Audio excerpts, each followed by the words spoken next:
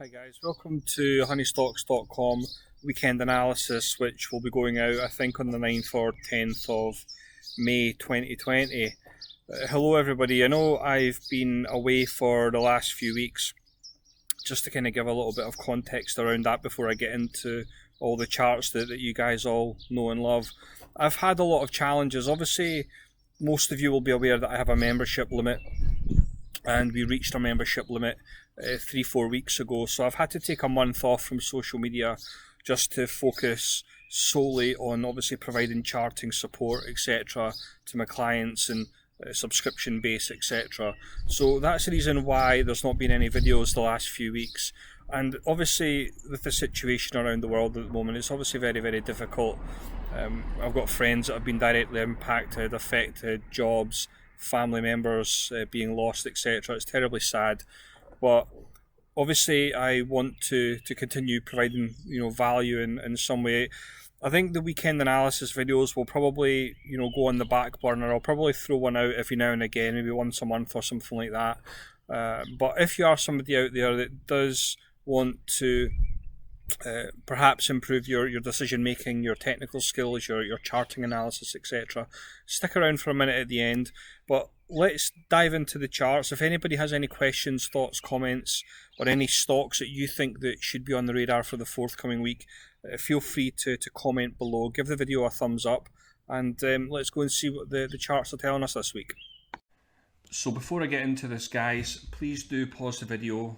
Make sure you're comfortable with that before proceeding any further. Basically just says that there's not any investment advice here, and anything that you're watching is just information, and do not act upon anything I say whatsoever. Maybe to give myself a little bit of credibility, for those of you that are maybe new to the channel, I'm registered with the CMT Association, working my way through my exams at the moment, and technical analysis is something that I'm widely known for across the world. Today's video is sponsored by Optima, so if you do like the video, there's a link in the description. The guys over at Optima, who are hands down the best technical analysis software providers in the world, they've been kind enough to provide all of my followers, subscribers, etc. A free trial. Now, if you do get some value from this, as always, please do give the video a thumbs up, give it a like, subscribe. It all helps with the YouTube algorithms. So what I really want to focus on today is a lot of individual stocks. Now, I think when we look at the overall market, I think the market is probably split into two camps at the moment. You've got the guys and girls that are buying the dip and obviously doing very, very well to the upside, and then you've got the other camp that are looking at the economic data, etc., which I fully accept is horrific. But what the economic data, I think, is probably what it's doing is probably hindering many of you from obviously allocating risk to the market, and I totally understand that. I'm not here to say that you should do this or you should do that.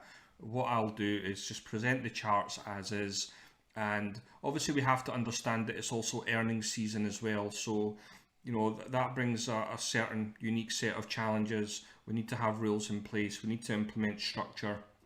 But what we're seeing with the S&P 500, now this is a chart that just shows us what the market breadth looks like at the moment.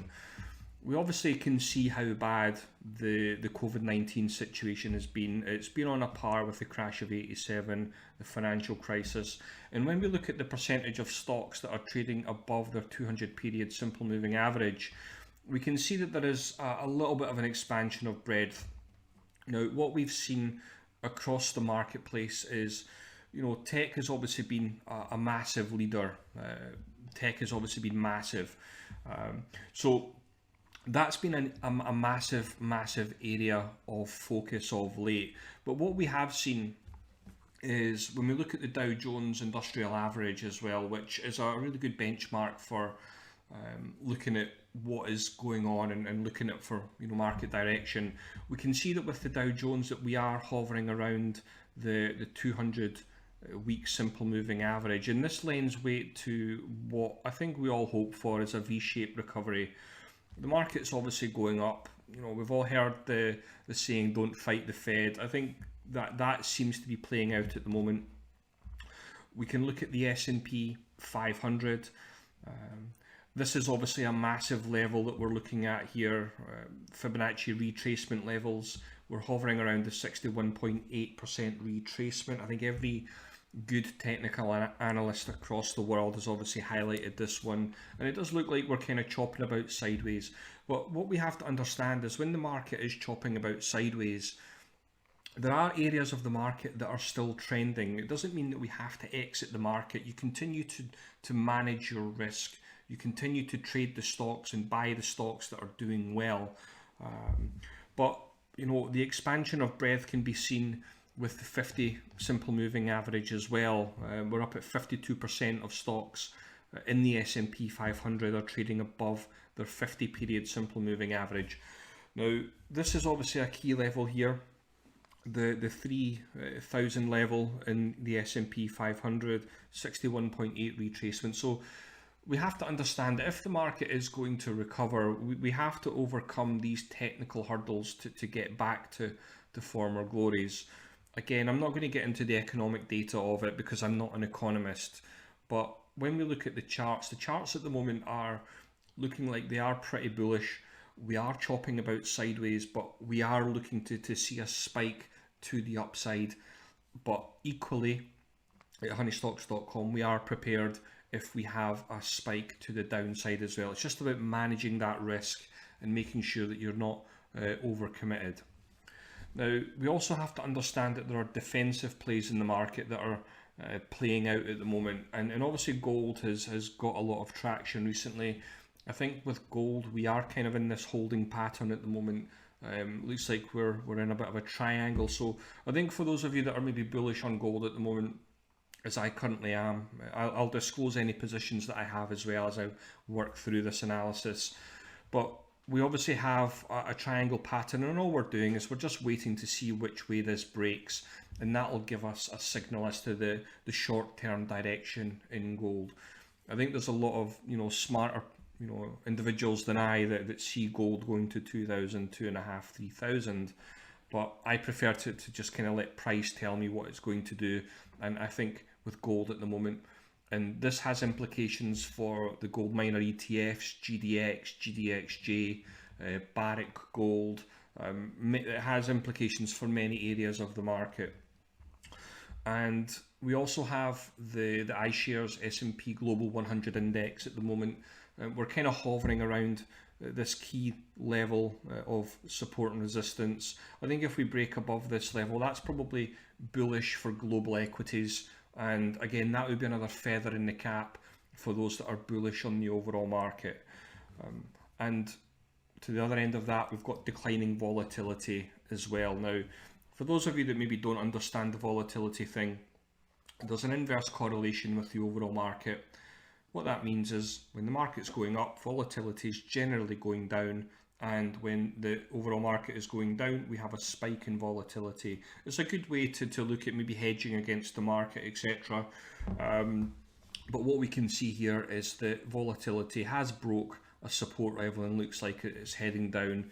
Many of you will use the VIX. I use VXX as my volatility measure. Now, with that said, I know I've talked for the last 5 minutes about the overall market. Most of you will be watching because you like the individual stocks. You want me talking about the stocks that should be on the radar for the forthcoming week.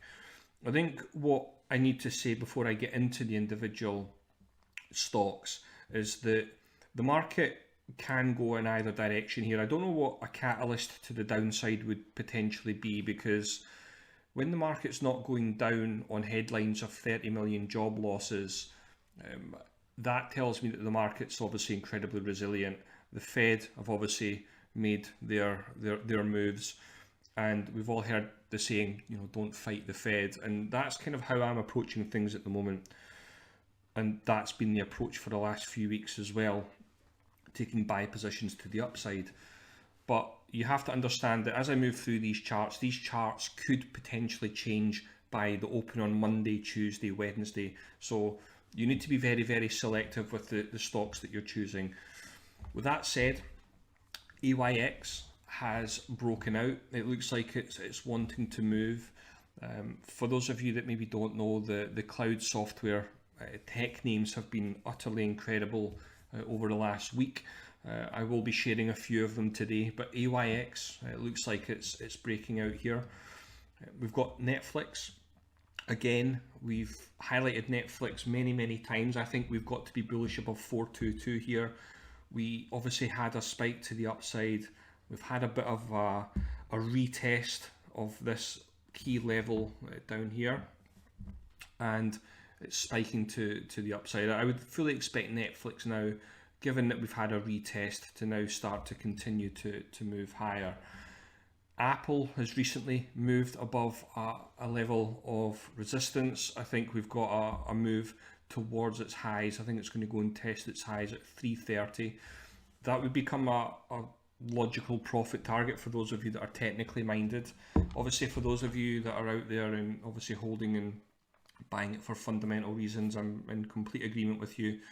I would fully expect in an advancing market for Apple to blast through all-time highs and go on to create new highs. Same with Microsoft. Again, Microsoft is starting to move towards its all-time highs. I think moving above the level at 191 would represent a good entry back into the market. Those of you out there that will be saying, well, why would I buy at all-time highs? Buying all-time highs is not a bad thing. It means the stock is trending. You know, if you had that view back here when it broke out at 118, you know, you'd be very disappointed in not buying an all-time high. So, you know, we like stocks that are breaking out to all-time highs because they then go on to create new highs. Now, what I'm also going to be doing this week is sharing with you a couple of recent trade alerts that we've actually sent to our subscribers, because I think they are still actionable.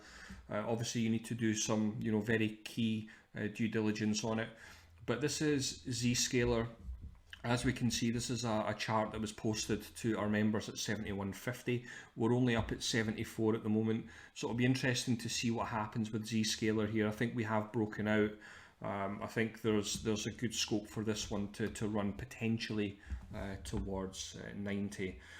Now, we also have ENPH. Now, ENPH has been massive over the last 6 months for many of our members, but we are now starting to approach a key level. It'll be interesting to see what happens at $60 here. Does this become a profit target area and we see declines, or do we blast through? Very similar to Apple, actually. Obviously a high momentum stock, posted good earnings, so we're just looking for a breakout here in ENPH. Now, I've had a lot of questions over the last few weeks, email inbox, social medias, etc. What's happening with American Airlines now? We know that airlines are currently in the dirt a little bit. They're under a lot of pressure. But when we actually zoom out with a lot of the airline stocks and start to kind of look at things like weekly and monthly charts, we can actually see that there's a very key support level for price here, which seems to be holding at the moment. Yes, I understand that American Airlines recently has been as low as, I think it got as low as $9, but this support level is in place. So there's a case to be made here that if you are looking at things from a valuation perspective, you know, dating back to 2008, I mean, that's 12 years, that's a 12-year support level. So we have to be bullish on the stock until proven otherwise when we look at this type of scenario. So I think as long as this level is holding, I think there's a valuation play to be had and a technical play with American Airlines. It's offering an incredible risk to reward proposition. It's a stock that I did very well on a few weeks ago, just prior to earnings. So, you know, if you're out there and you're in the camp that the airlines, it's just a short-term thing, then, you know, that's a level that you would want to keep a very close eye on. Now, Alibaba has been incredibly frustrating, actually. It's one that we sent a trade alert out to our members recently on it, but we didn't get the breakout. So the trade alert for Alibaba has been shelved at the moment, but it does look like we are starting to move back towards this key resistance level. It's obviously in a bit of a triangle holding pattern at the moment. We've got the 5-day simple moving average starting to curl up, so that tells me that we're probably going to start to move towards testing this level, and obviously a breakout would be incredibly nice with Alibaba. So it'll be interesting to see if we get a run up in this into earnings. Beyond Meat, obviously high momentum stock. We've had a breakout here above $100. It's obviously been very, very nice for those of you that have got in and maybe bought that breakout. We're up at 133 at the moment, and actually just looking at it at the moment, I think that's the next level to kind of keep an eye on. I think if we get a breakout above this level, I think that would probably be a catalyst for a bit of a spike, even a bigger spike than what we've seen recently.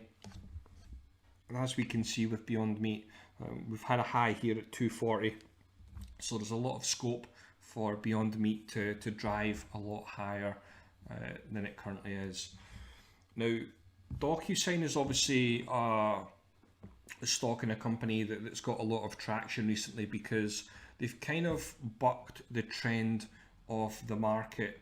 And what I mean by that is, when the market obviously had a huge decline, there were some stocks that just kind of went against the grain, and obviously it's a stock that, and a company that is likely to thrive in the environment where businesses are locked down and everybody moves to online software.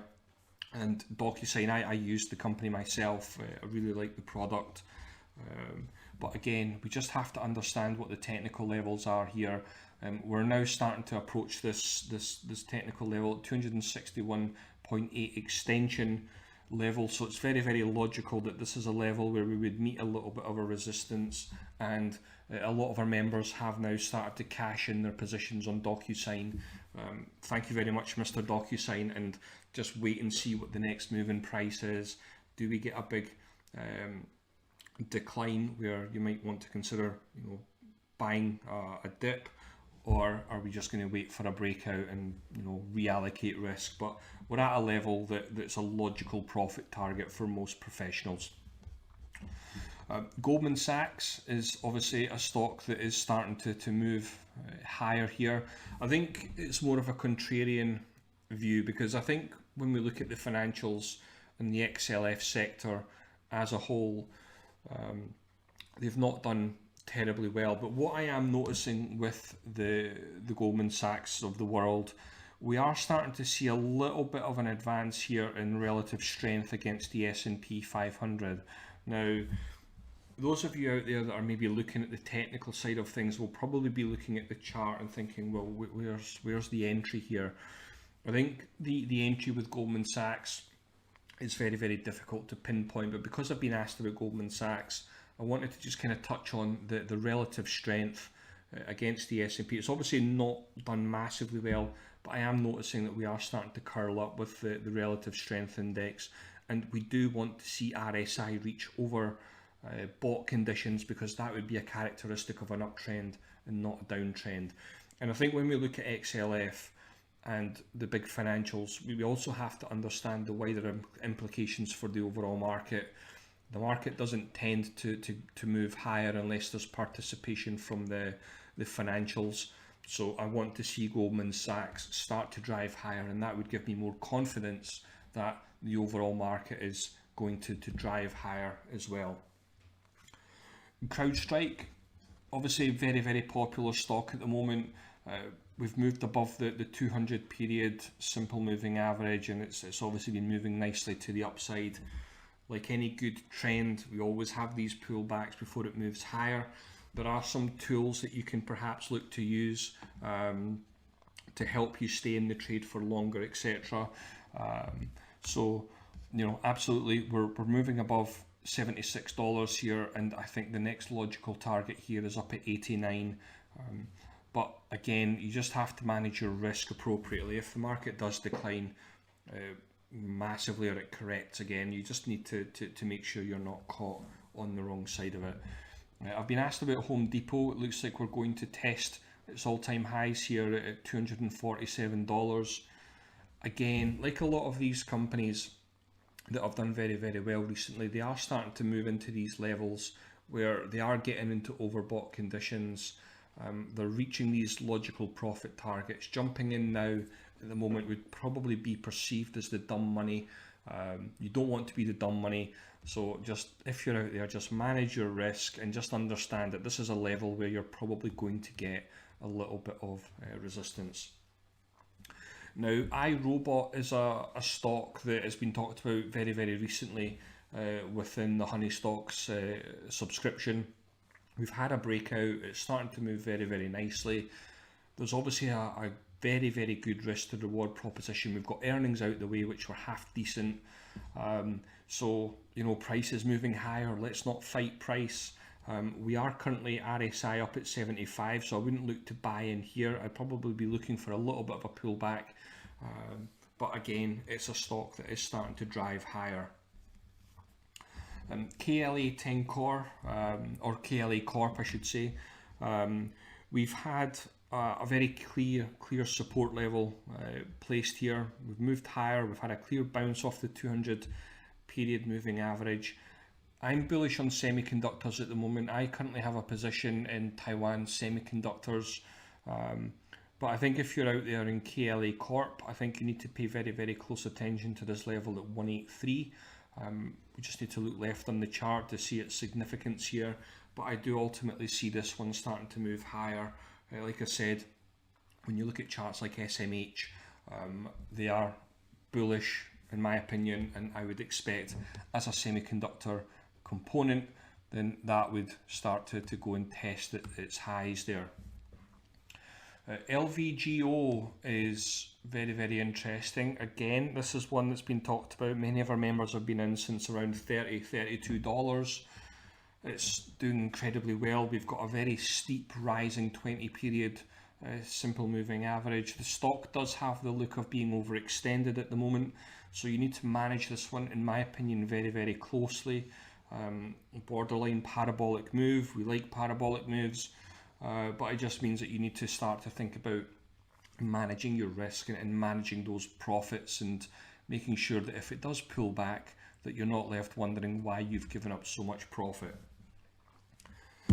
Disney is looking like it's breaking out finally above the 38.2 level. It's in a recent uptrend. It's not a fast moving momentum stock by any stretch of the imagination. We know that I think Shanghai is opening up. I know that they've obviously got their subscription base with Disney Plus, which is doing pretty well at the moment. But as a stock, it's one that's, you know, more slow and steady wins the race rather than, you know, blasting up and giving you 20% in a few days. But you know, since I'm asked about it, I think we can be bullish on Disney at the moment. But it's a very, very slow grinding stock at the moment. Zynga, I think this is a gaming, mobile gaming company. I think we've obviously had earnings out there. We've had a breakout, retest, and it does look like it's starting to grind higher. Very, very inexpensive stock as well here. So this probably appeals to many. I think the earnings were, again, half decent, probably not blowout earnings. But I think when we look at price and what price is telling us, price is going up at the moment. So again, no point in fighting price. Starbucks looks like it's looking to break out here. I think above $81. It makes a lot of sense here. Now, one of the MVPs from last week was obviously PayPal. A huge gap up on earnings. Again, this is a stock bullish above $100. This is a chart that was provided to our members and subscribers at $100, and obviously it's blasted higher here. I think when we look at gaps, you need to understand that there's this misconception that all gaps get filled. That's not the case. We have breakaway gaps, we have exhaustion gaps, and what the gap is obviously something that we can look back on with hindsight. Now, obviously at honeystocks.com, we don't have the magical hindsight indicator that I see all the YouTube superstars talking you through previous charts and what happened here and what you should have done here. The market doesn't work like that. You need to be able to observe things in real time. And I think that's probably one of the reasons why many of you follow my work so closely, is I don't use the magical hindsight indicator. Nothing drives me more crazy than seeing it used. So what we need to understand with PayPal at the moment is, if the gap is going to get filled, it's very, very logical to me that this is a level that would tell me that it is going to get filled. And if that's the case, then it's about managing risk. So I think if PayPal is going to demonstrate itself to be a gap that is going to drive higher, then this level needs to kind of hold. I think as soon as you start to move in here, it's common sense that the gap's going to get filled. So, you know, again, PayPal, I'm not too hot on the company actually. You know, I've used the company myself. I'm not massively a fan, but I think we have to understand that good earnings, prices driving higher, we want to be bullish, but we have to understand where you might want to get defensive. And I think this is a level that would tell me that we're going to get a gap fill. So, you know, pay very, very close attention to that one in my opinion. Nike, we're looking like we're close to breaking back above the 200 period simple moving average. I think if we move above that level, that's probably going to give us a bit of a spike in price. Hopefully, for those of you that are out there and obviously holding Nike. I like the Nike brand. I own many of their shoes. So that's a level that you might want to pay very, very close attention to.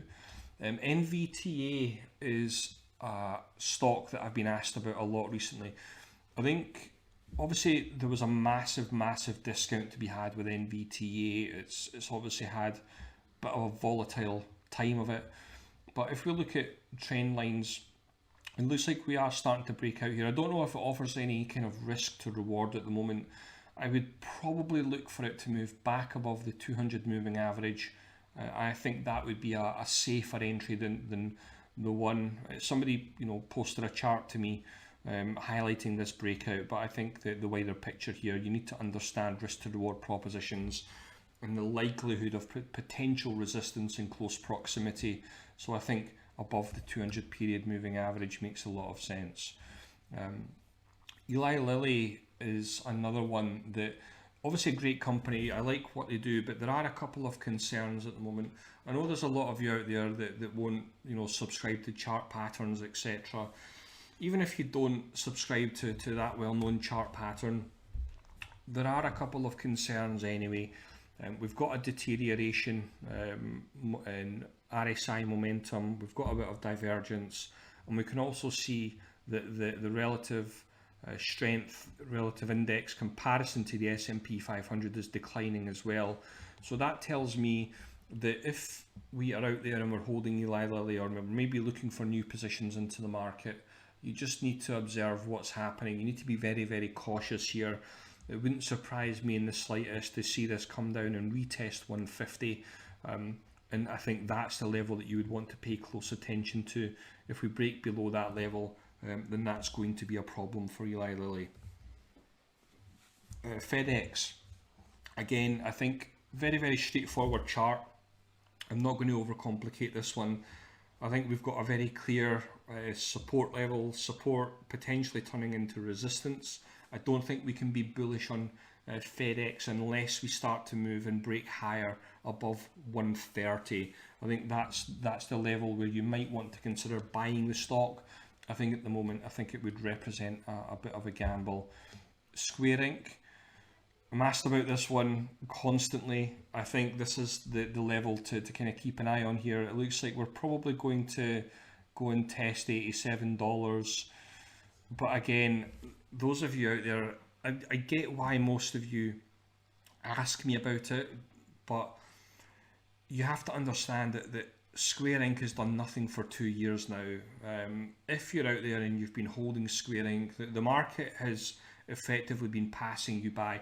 Of course, if you've bought in down here and your dollar cost averaging, etc., and maybe doing okay at the moment, I get it. But you know, the allocation can be put to work elsewhere. Again, I like the company, but yeah, that's kind of how I see it at the moment. I think we're probably going to just, start to go and test $87 here. I don't see any kind of bullish case to be made for buying at the moment, but that's just my stupid technical opinion. Moderna has broken out. For those of you that follow my social medias closely, you'll understand that this is one that I was posting about. I think it was the 65-minute chart. But yeah, it's broken out. Well-known chart pattern here. So long may that one continue. Earnings is out the way. This is one that many of our members are currently doing very, very well on at the moment. So yeah, Moderna is broken out. Good old Tesla. Again, for those of you that follow my social media, I posted to Twitter. It was actually thanks to one of our members, Jan, who highlighted the 65-minute chart to me, and I just kind of replicated this chart for social media. So for those of you that have obviously emailed me, thank you. I'm glad you've done well on it. But we've had a support level, offered opportunity to buy, and it has broken out again here. So the expectation here is that Tesla hopefully starts to move back towards this level here at 900. Let's call it 900. It's currently at 819. I wouldn't look to kind of buy it at the moment, but I think what the chart is really just saying is you can be bullish on Tesla at the moment. I'm probably not going to break the internet with that thesis, but there we go. We have earnings this week in Sony. It looks like it's breaking out here. I've put here cup and handle or inverse head and shoulders pattern. Probably looking at it as more inverse head and shoulders rather than a cup and handle. But I think the message is clear. It's breaking out, and I think that the level to kind of keep an eye on is $74. I know that we have earnings this week, so that'll be very, very interesting to see what happens. I wouldn't look to buy this pre-earnings. Obviously, I've got a rule set in place. I do not buy stocks in the 7 days leading up to earnings, and I need to have 10% profit at least in order to hold through earnings. But if you're out there and you're doing well on Sony at the moment, I think you can probably continue to kind of be bullish. INSG, again, huge stock recently for many of our members. We've had a breakout. It's done very, very well. You just manage the trade to profit, but it looks like it's pulled back to a logical level of support. So you would expect this to start to move higher. I think the message with this one is you have to be bullish above $10. Trade desk, again, it's funny how these technical levels are always respected. We've met resistance. It's doing okay at the moment. I'm fully expecting a breakout here in trade desk. So I think above 325, 326 would probably be a catalyst there for a new entry into the market for trade desk. So guys, if you've had value from that, please do subscribe, give the video a thumbs up, give it a like. As I said before, it all helps with the YouTube algorithms. But if you're out there and you are somebody that struggles at the moment, what I would probably like to say is that our membership over the last month has obviously been full. I've moved away from all things social media recently, and that's so that I can focus on providing charting support to our clients, our subscribers, etc. So our membership is currently full at the moment. However, with that said, we are looking to open up another 10 spots now. What our membership provides, and I'll walk through some of the charts that I've provided. Obviously, our members receive this analysis every week, the best charts in the best sectors, etc. But it's a $500 annual subscription. You get full access for a year to our trading ideas, our scans, our premium weekend analysis. Obviously, we've got an incredible trading community, bespoke charting requests. So if you need a second opinion on a chart, we'll provide you access to that as well. But this is obviously a big one, and with all sign-ups to our annual subscription, we're also providing full access to our technical analysis program, which we charge a lot of money for. It's very, very well constructed. It's incredible feedback, and it's really helped to change many of our traders and investors' lives, because it just gives a logical approach to the technical side of the stock market. We don't do get rich quick schemes, we're not day traders, we're not in and out. Rather than moving in a stock for $1 or $2, we want to be in stocks for $30, $40, $50, $200. That's the way we do things, and this is what our trade alerts look like. And as we can see here, this is obviously Barrick Gold.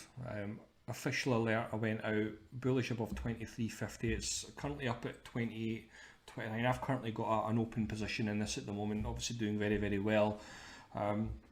But very, very clear instructions as to what you can expect. This is a recent one for Zscaler, as I showed before. But to the other end of that, when we look at what I do with bespoke charting requests as well, this is a recent chart for Twilio, and the observant amongst you as well will understand that I also timestamp my charts just for complete openness. And again, this is obviously for Twilio. Breakout above $100, and this is up at $180 now, and you know that's in the space of just a few weeks. So that's what I do at honeystocks.com. Very, very open about my work. You can go on and have a look. I log every single trade idea that I have ever sent out to our clients and subscribers. I think it's very, very important for the industry that I work in. I wish everybody would do this, but for some reason they don't. So you can go on and have a look and see exactly what we're doing. Obviously 2020 has been a very, very difficult year, early part of the year, but again, we've got a quality over quantity approach. We're not calling out 20 trade alerts in a day. You'll get 1 or 2 in a week, and that's really how we do things at honeystocks.com. And when you look at the incredible successes recently, this is Michael, he's just made it to 6 figures. We've got Ganesh, huge profit there, $40,000. Jay, 30% profit recently this week on Peloton. Jamie, huge profits, 150%. We've got James, 50% account growth this year during one of the most incredibly difficult parts you know, that anybody's ever going to see in their lifetime.